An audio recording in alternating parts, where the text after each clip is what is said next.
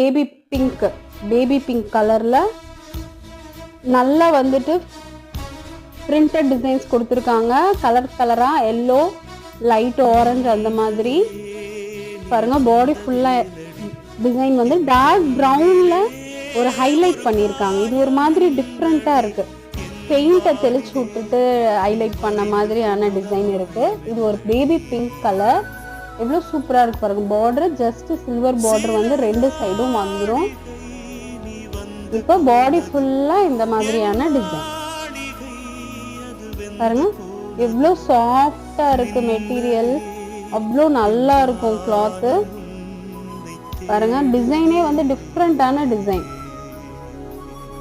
இது வந்து பிளவுஸ் வந்து நல்ல ஒரு ஆரஞ்சு கலர்ல பிளவுஸ் கொடுத்துருக்காங்க. இதனோட பல்லு பாருங்க. இதுதான்